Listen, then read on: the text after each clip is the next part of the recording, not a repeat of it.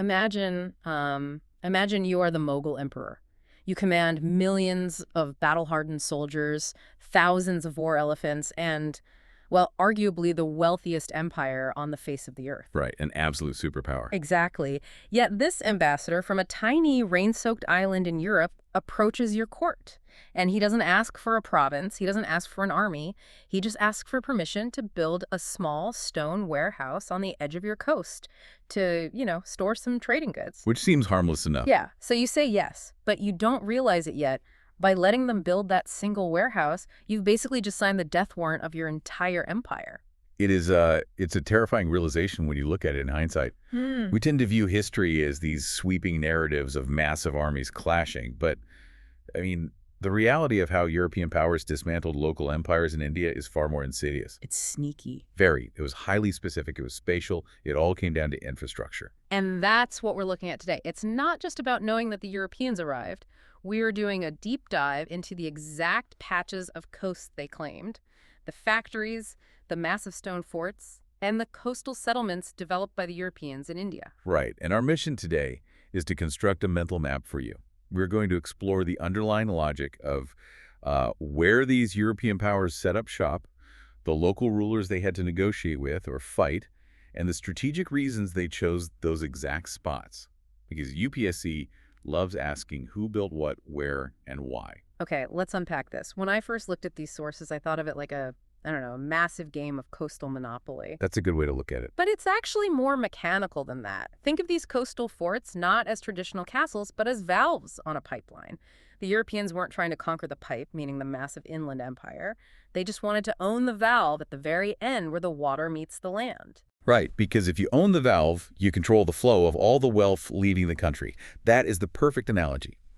And this strategy actually has a name. It's called the Blue Water Policy. The Blue Water Policy. Yeah, it was the idea of weaponizing the ocean. Now, if we want a core spatial baseline to anchor this entire map in your mind, just remember this general rule. The west coast of India generally equals early Portuguese dominance. Because they got there first. Exactly. They were the first to arrive, and they locked that coast down. The east coast, however, became the chaotic, heavily contested arena for Anglo-French competition and Dutch trade.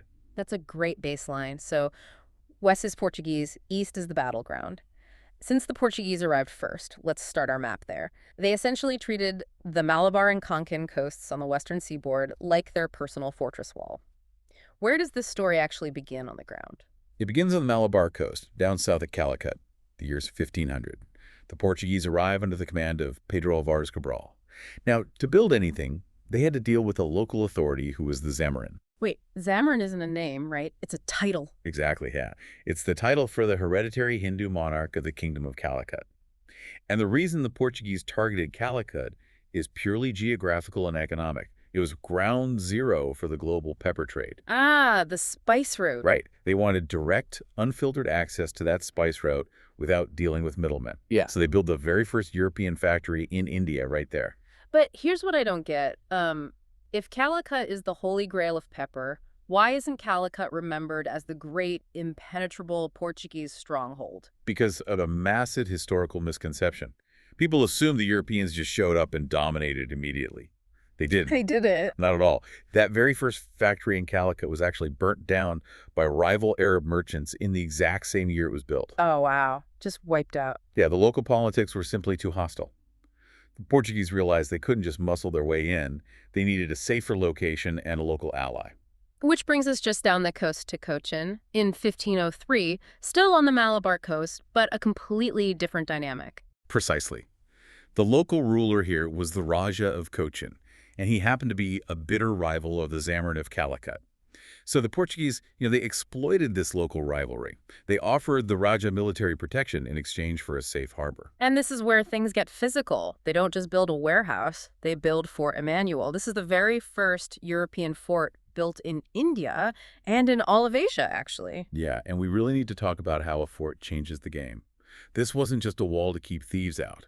European star forts were designed to mount heavy naval cannons. So it's offensive, not just defensive. Completely. They were designed so that European warships could dock right up against them, creating an overlapping ring of artillery fire. The Raja of Cochin thought he was getting a bodyguard, but he was actually letting a foreign military base into his backyard. It's the ultimate Trojan horse strategy. And here is a fascinating detail that totally goes against popular belief. Because of Fort Emmanuel, Cochin became the first official capital of Portuguese India, not Goa. Right, and that is a massive UPSC trap. Everyone defaults to Goa when they think of the Portuguese, but Cochin was the nerve center for decades, right up until 1530. But obviously, Goa eventually takes the crown. So let's move slightly north up to the Konkan coast. The year is 1510, and Afonso de Albuquerque decides he wants Goa. Now, pay close attention to the local ruler here, because this is one of the most common traps you'll see on the exam. Goa was captured from Yusuf Adil Shah, a ruler of the Bijapur Sultanate. Right. The trap is assuming that because the Mughals were the big empire, the Portuguese must have taken Goa from a Mughal emperor. Exactly. But they didn't. I mean, Babur doesn't even win the Battle of Panipat to establish the Mughal Empire until 1526. So in 1510, the Mughals aren't even a factor in South India. It was the Bijapur Sultanate. Exactly. And why did Albuquerque want Goa so badly? Geography. Goa was an island-like enclave with a highly defensible natural harbor. It overlooked the central entrances to the Indian Ocean. So it's a choke point. A perfect choke point. If Cochin was about buying pepper, Goa was a military base. From Goa, the Portuguese Navy could dictate who was allowed to sail the Arabian Sea. It was so strategically perfect that by 1530, it permanently replaced Cochin as the capital. Okay, let's keep moving north up the west coast to a final Portuguese cluster up in Gujarat. We've got Diu and Daman. Diu was acquired in 1535 and Daman later in 1559. And the mechanism of how they acquired these is fascinating because it's all about geopolitical leverage. For Diu, they dealt with Bahadur Shah of Gujarat. He didn't just sell it to them, he surrendered it. Because he was desperate, right. He was facing an overland invasion by the Mughal Emperor Humayun, and he needed Portuguese naval artillery to save his kingdom. That's it. The Portuguese constantly used the threat of the inland empires to force coastal rulers to hand over the keys to the ocean. Daman was similarly taken from the Gujarat Sultanate. And what's the strategic play here? The reason they wanted these specific spots was to control the incredibly lucrative maritime trade routes flowing out of the Gulf of Cambay. The architecture here really reflects that total control, with massive island and coastal fortresses like the Fort of St. Jerome and Daman just projecting power over the water. Okay, so that's the west coast, totally locked down by the Portuguese. They have the valves on the pipeline at Calicut, Cochin, Goa, Diu, and Daman. But here's where it gets really interesting. The Dutch East India Company arrives. Oh, yes. At the time, they are the wealthiest, most powerful corporation in human history. So, if the Portuguese have a stranglehold on the West, where do the Dutch go? They shift their focus entirely to the East Coast. But to understand why, we have to understand the massive irony of the Dutch presence in India. Which is that they didn't really want to be in India at all. Precisely. Their primary singular obsession was the Indonesian archipelago, the true Spice Islands. That was the source of nutmeg and cloves, which were worth their weight in gold back in Europe. Wait, if the Dutch East India Company was insanely wealthy, couldn't they just, I don't know, sail to Indonesia and buy the nutmeg with European gold or silver? Why go through the massive hassle of building felts in India? Because of local economic preferences. The local rulers in Indonesia didn't particularly care about European silver. Really? No. What they viewed as a premium luxury status symbol were the brilliantly dyed, high-quality cotton textiles produced on the Coromandel coast of India. Oh, so it's a barter system issue. Exactly. So the Dutch were forced into this massive triangular trade. A Dutch ship would leave Amsterdam with silver, sail to the east coast of India to trade that silver for textiles, then sail to Indonesia to trade the textiles for spices, and then finally sail back to Europe. That is mind-blowing. They essentially set up a massive corporate infrastructure in India just to buy clothes, so they could use the clothes as currency to buy nutmeg. Pretty much. So where does the first Dutch establishment go? Masulipatam, on the Coromandel coast in the year 1605. They had to negotiate with the Golconda Sultanate for permission. And the reason is clear. Masulipatam was the prime export hub for those vital textiles. This becomes the very first Dutch factory in India. Yes, but here's a common historical mix-up. Because Masulipatam was first, people assume it was their main headquarters. Right. But it wasn't. The Dutch quickly realized Masulipatam was a bit too exposed, so they moved slightly south to Pulicat in 1610. And they leased the land for Pulicat from the local rulers, who were essentially the surviving remnants of the old Vijayanagara Empire. Right, and at Pulicat, they built Fort Geldria. This is the crucial piece of infrastructure. Pulicat offered a safer, heavily consolidated base. It served as the major Dutch headquarters in India for decades, right up until 1690. Got it. So first factory is Masulipatam, but the heavily fortified headquarters is Pulicat, until the geopolitical winds shift again. Because in 1690, the Dutch moved their headquarters again, further south to Nagapattinam. Yes, Nagapattinam is still on the Coromandel coast. The Dutch actually captured it from the Portuguese in 1658. Wow, just took it right from them. Yeah, as rivalries with other European powers heated up, they needed a stronghold further south to thoroughly dominate South Indian maritime trade. So, tracing that movement from the first factory at Masulipatam to the long-term HQ at Pulicat to the final HQ at Nagapattinam, that gives you the whole Dutch strategy on the East Coast. Okay, so we've covered the Portuguese in the west and the Dutch in the east. Now we have to talk about the English East India Company. And what stands out to me is the sheer terrifying scale of what they built. It really was. I mean, the Portuguese had fortress choke points, the Dutch had textile factories, but the English essentially built megaclusters. They built the presidencies. They did, but they didn't start that way. This raises an important question. Why did the English shift from just asking for basic trading rights to building massive, self-sustaining fortified cities? Because initially, ambassadors like William Hawkins and Thomas Roe were literally just begging the Mughal Emperor Jahangir for permission to trade. Exactly. But the English quickly realized that without their own independent military leverage, their commerce was totally vulnerable. Makes sense. Yeah, if they just had an unfortified warehouse, local customs officers would constantly squeeze them for massive bribes, or rival Europeans would blockade them. They realized that to protect their profits, they had to project military force on their own terms. They needed megacities. So let's plot these megaclusters on our map. The first major English anchor is Surat, on the west coast in Gujarat, 1613. And the local ruler here is the Mughal Emperor Jahangir. The strategic reason for this location was simple. Surat was the single most vital Mughal port on the west coast. Controlling trade there was like having your hand directly in the Mughal economy's cash register. But they didn't just get it by asking nicely. They only got permission to build a permanent factory there after they proved their naval strength by defeating the Portuguese fleet at the Battle of Swali. The Mughals respected the firepower. That's a crucial mechanism. The Mughals had a massive land army, but a relatively weak navy. By letting the English into Surat, Jahangir was basically outsourcing naval protection. Oh, that's clever. Yeah, and here's a major myth to avoid. The permission for Surat was granted by Jahangir. It was absolutely not Akbar. Akbar was dead by the time the English got serious about Surat. Always link Surat's permission to Jahangir. Great tip. But Surat had a massive geographic flaw for the English, right? It was situated on a river. Yes. Being on a river meant English ships could be bottled up or blockaded by smaller, local river fleets. It was too vulnerable to inland Mughal politics. They needed a place where their massive deep-water navy could be the ultimate decider. Which brings us to arguably the most absurd real estate transaction in history, Bombay. Right. It was acquired by the English Crown in 1661 and then leased to the East India Company a few years later in 1668. And the local ruler who gave it to them was, remarkably, the King of Portugal. I mean, imagine being a merchant there. Right. Suddenly your island is owned by a king in London because of a royal wedding in Lisbon. It was literally a dowry gift when King Charles II married a Portuguese princess. That is just wild. It really is. But it's a vital historical fact.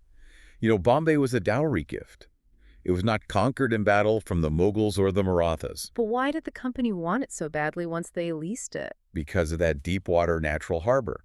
Unlike Surat's river, Bombay was a cluster of islands. You couldn't attack it easily by land. Massive British ships could surround the islands with an impregnable ring of cannon fire.